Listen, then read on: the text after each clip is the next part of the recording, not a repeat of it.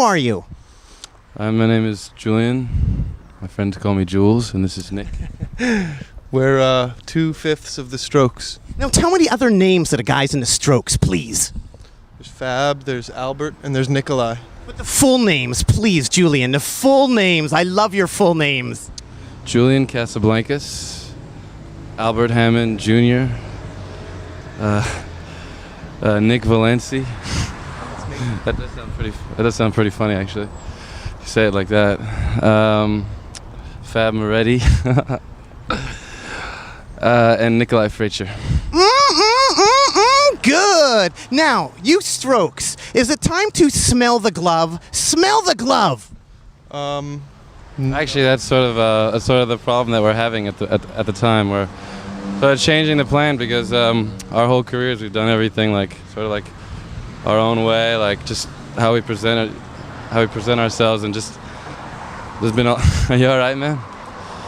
There's been all these like articles and all this stuff that just doesn't represent. Which has red light, dude. Red light. Wait a sec. Hold on. That's Nick of the Strokes. What did Nick almost do there, Julian? You've got to lay off the Spinal Tap references, man. We're not interested in Spinal Tap references. Well, it's cool. I like Spinal Tap and Behind the Music. All those shows, they're like educational videos for like what not to do, you know.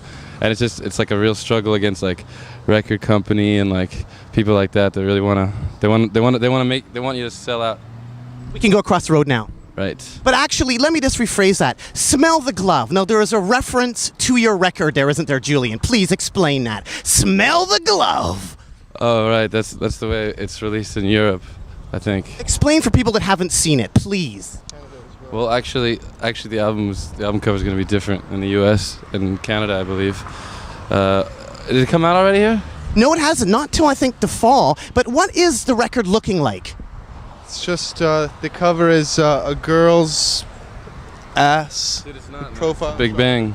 Ass. That's not going to be the picture in Canada. There's two different album covers, you know, like in different parts of the world. And in Canada, I don't think it's that ass shot. I think it's a different shot of some sort of scientific. It's a diagram of the Big Bang. So in Canada, do we get to smell the glove? Do we get the glove in Canada? Do we get the glove on the ass in Canada? As an import. Why don't we get the glove on the ass? Like, what the hell's going on? Like, Europe allows the glove on the ass. Why not in Canada there, Julian of the Strokes, your album cover? Because we were rushed because we had to do all these interviews and all these like shows, so we didn't have time to choose the right cover. And the cover you chose there, Nick, what the hell's going on with that cover? Looks like Zoso Zeppelin thing. What's that? You don't like it? What is that? It's the alternate cover. It's the Big Bang Theory. Hey, I like to smell the glove, Julian. I like it too, but that's why there's variety. You got two. These guys are the Strokes from New York City. Oh, yeah? Julian, Nick, you have some fans. I love you guys. You rock.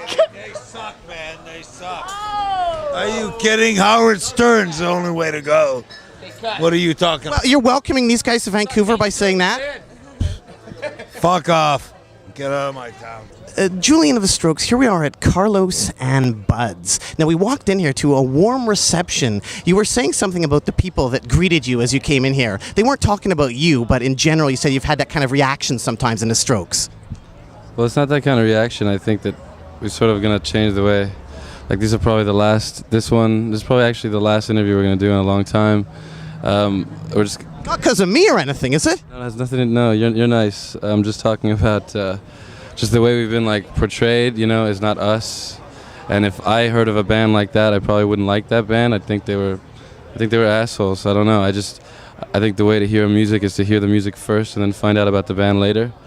And just, you know, it's like so over sensationalized that any asshole with a pen can just like, you know, take up your time and fucking portray you in a it's not that it's a bad way. It's just not the truth. And it's like it's a shame that people aren't hearing the music and then appreciating it. Instead, they're just, you know, being fed some bullshit. That You're getting paranoid about it. Like you walk into Carlos and Bud's here and people are yelling and you think they're yelling at you. No, not at all. I think it's not that. It's just that you got to understand, like, we've had a schedule that's, like, you know, so packed with stuff that we didn't even organize, but we're going to sort of, like, I think, take it by the helm a little bit and, like, sort of like make sure that we can function as a band and like write new songs and get better and not be like.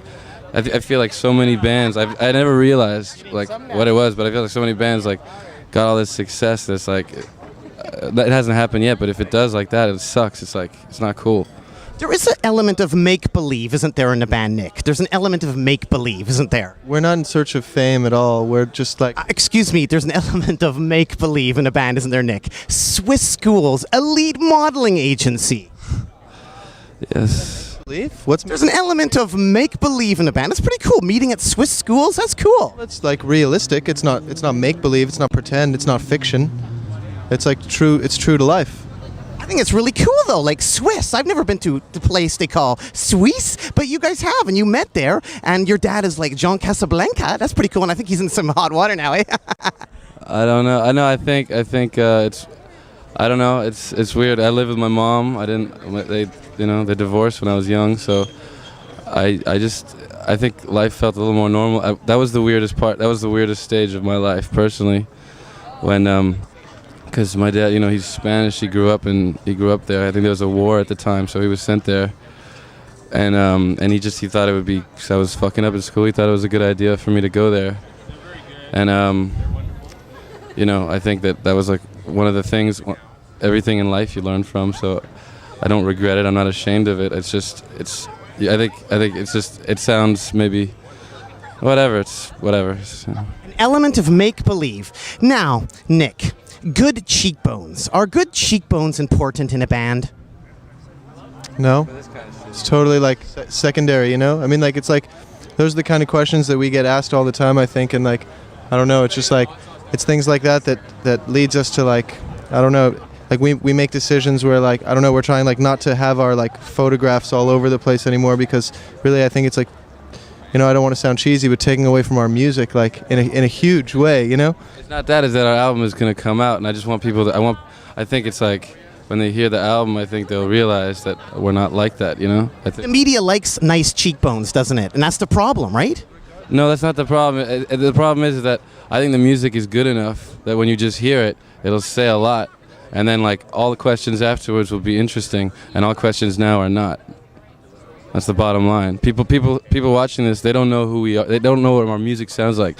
So why the fuck are we being interviewed? Because of fucking shit that we didn't control. And it's like I want to see what the album says to people first before like I have to like. I think you're being interviewed because you're an interesting person there, Julian. And also the ambition of the Strokes is quite unique. You have an ambition to be the next Skid Row, right? Yeah, you're not far off. That's what you'd like to be, the next Skid Row.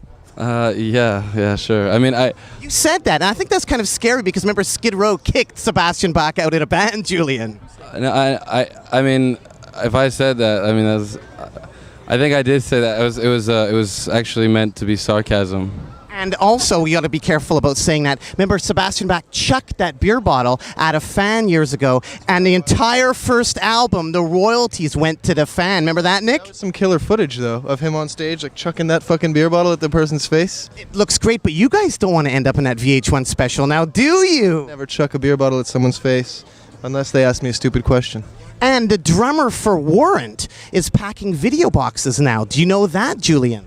No, I didn't know that. And there's a connection to Skid Row there, too. The producer of Skid Row, Michael Wagner, also produced Warrant. So don't say you're going to be the next Skid Row. Please don't say that anymore. Retract that statement if you could, Julian. It was meant to be sarcastic. You're an 80s cock rock buff. Well, that's what we were thinking. Perhaps maybe you guys are called the Strokes. Did you name your band after Stroker Ace or Stroke Me by Billy Squier? Actually, it's funny. Like we only found out after we decided to call ourselves the Strokes. We found out like we kept on getting these like Billy Squier comments and like Stroke Me comments, and I only found out that was a song until like after like we officially became a band, and I was a little bit disappointed